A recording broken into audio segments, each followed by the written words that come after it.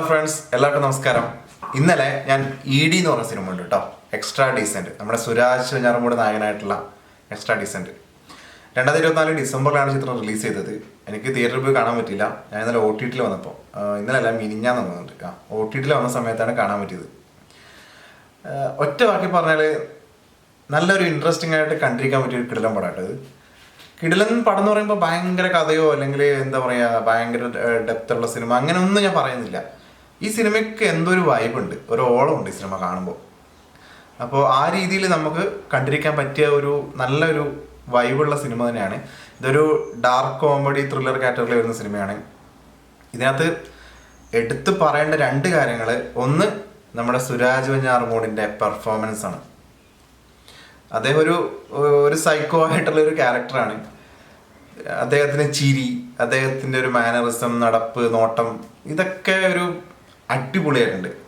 പ്രത്യേകിച്ച് കുറേ നാളായി നമ്മുടെ സുരാജ് വെഞ്ഞാറമൂടിൻ്റെ ഒരു കോമഡി അങ്ങനത്തെ ആ രീതിയിലുള്ളൊരു വേഷം നമുക്ക് അങ്ങനത്തെ ഒരു സിനിമ കണ്ടിട്ട് കുറേ നാളായി, കുറേ കാലമായി. ഇപ്പോൾ കുറേ കാലമായിട്ട് അദ്ദേഹം സീരിയസ് റോളുകളിലൂടെ ഇങ്ങനെ ഓരോ സിനിമകൾ ചെയ്തുകൊണ്ടിരിക്കുകയായിരുന്നു. ഓക്കെ, സീരിയസ് റോള് ഇഷ്ടമൊക്കെ തന്നെയാണ്, ഇഷ്ടമല്ലായിരിക്കുന്നില്ല.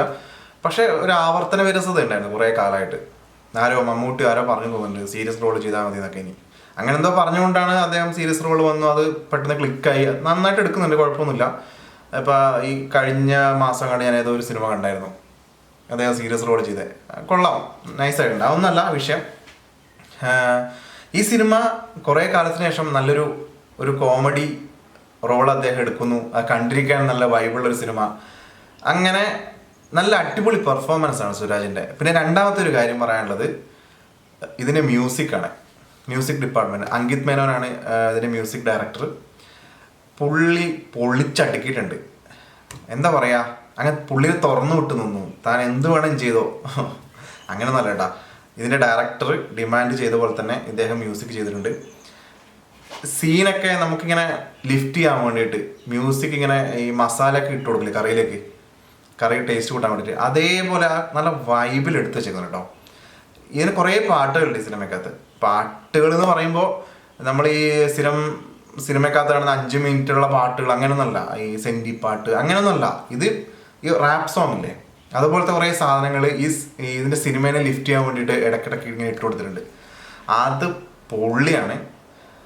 പൊളി എന്ന് പറഞ്ഞാൽ നമുക്ക് സിനിമ കണ്ടിരിക്കുമ്പോൾ ഇങ്ങനെ നല്ല രസമാണ് ഇങ്ങനെ കണ്ടുകൊണ്ടിരിക്കുക. ആ റാപ്പ് സോങ്ങിൻ്റെ ആ മ്യൂസിക് പൊതുവെ എല്ലാം നല്ല പൊളിയാണ്. നിങ്ങൾ സിനിമ കാണുന്നുണ്ടെങ്കിൽ വീട്ടിൽ ഹോം തിയേറ്ററോ അല്ല മ്യൂസിക് സിസ്റ്റം ഒക്കെ ഉണ്ടെങ്കിൽ ഈ സിനിമ നല്ല കുറച്ചും കൂടെ എനിക്കൊന്ന് നല്ലോണം എൻജോയ് ചെയ്യാൻ പറ്റുന്ന എനിക്ക് തോന്നുന്നത്. കാരണം മ്യൂസിക് വളരെ ഇമ്പോർട്ടൻ്റ് ആയിട്ടുള്ള രീതിയിൽ ഇതിനകത്ത് കൊടുത്തിട്ടുണ്ട്. ഡയറക്ടർ നല്ല അടിപൊളിയായിട്ട് ചെയ്തിട്ടുണ്ട്. സ്ക്രിപ്റ്റ് ആണെങ്കിലും ഈ സിനിമയുടെ എല്ലാ മേഖലയും പൊതുവെ നല്ല സെറ്റാണ്. ഡയറക്ടർ, ക്യാമറ, ആക്ടേഴ്സ് ആണെങ്കിൽ അടിപൊളിയാണ്. ശ്യാമോഹൻ ഉണ്ട് ഇതിനകത്ത്, പിന്നെ നമ്മുടെ സുധീർ കരമനയുണ്ട്. അങ്ങനെ 3 ആകെ എനിക്ക് തോന്നുന്നൊരു 5-6 ക്യാരക്ടേഴ്സേ മെയിനായിട്ട് ഉള്ളൂ ഈ സിനിമയ്ക്കകത്ത്. ഒരു റൂം അല്ലെങ്കിൽ ഒരു വീടിൻ്റെ ഉള്ളിൽ അങ്ങനെ കുറച്ച് ഏരിയ മാത്രമേ ഈ സിനിമ ഷൂട്ട് ചെയ്തിട്ടുള്ളൂ.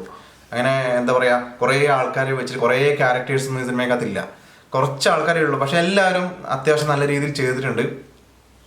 നല്ലൊരു സ്റ്റാർട്ടിങ് മുതൽ എൻഡിങ് വരെ നമുക്ക് ബോറടിയൊന്നും തോന്നുകയില്ല ഈ സിനിമ കാണുമ്പോൾ. പറയാനുള്ളത് ഈ സിനിമയുടെ പ്ലോട്ടിനെ കുറിച്ചാണ്.